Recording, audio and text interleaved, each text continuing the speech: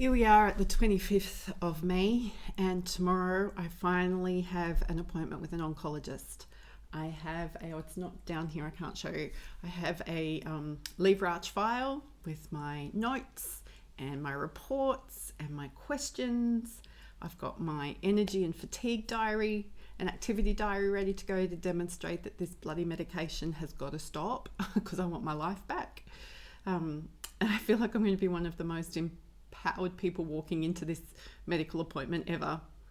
But I'm also conscious that this will be the first time that this oncologist has met me and possibly just wants to get to know me before offering any advice. So managing my expectations around what's actually going to happen from that appointment is a little challenging today, because I do feel very stuck and like I just want to get on with my life and not feel so tired and sick and deal with another friggin' 3-day migraine like I had last week.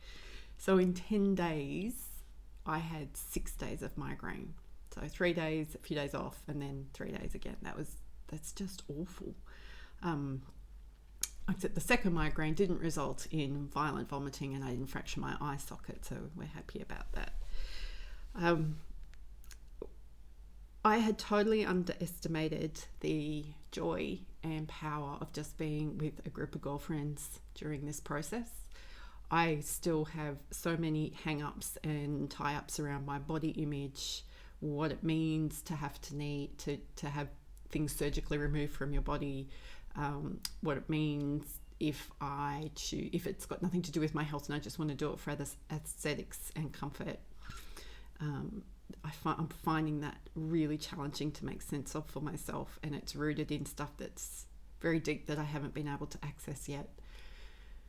But just sitting in a park with a group of girlfriends on Sunday and just chatting, and the topic of boobs came up, and it was not initiated by me. In fact, it had absolutely nothing to do with me, and it wasn't until the end of that conversation that I was actually able to thank everybody for having such a normal conversation about a part of my body that has given me so much grief for so long.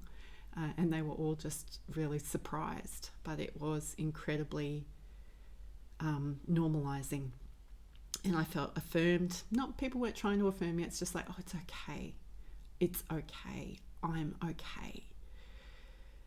I still struggle with this. The cancer or not, this is a harder part of this journey for me than thinking I've got some deadly disease trying to take over my body. Because I don't actually believe I have a deadly disease trying to take over my body. It's like I've got a disease that could potentially kill me, but we've caught it really easy, and now I'm left with all this other emotional baggage that I have to deal with. And I have a feeling that that's probably not a journey that is over yet. And I'm not quite sure what we do with that information. So I just wanted to make sure I recorded what it was like for me the day before I go and see the oncologist. I guess I have my ideal what I would like. Well, actually, I'd like her to say you don't need any more treatment and you're fine and off you go. That would be a really nice thing to have her say tomorrow, because I'm kind of looking for my miracle like John had in all of this. But I need to go back and remind myself of all the miracles that we've had along the way. Because there's been several of those. Maybe I'll create myself an infographic around that or something. So I'm tired, but I'm always tired. I'm not nauseous today, so I'm very happy about that. And I don't have a migraine today, so I'm incredibly happy about that. Last week I disciplined myself to work just around 20 hours. I didn't quite make the 20. I did about 17. I was really unwell by Friday. That was when the migraine started again. So keep working part-time at the moment until I've got a better handle on how to manage my energy levels and making sure that I stop before I get exhausted, because it doesn't take much for me to tip over to exhaustion.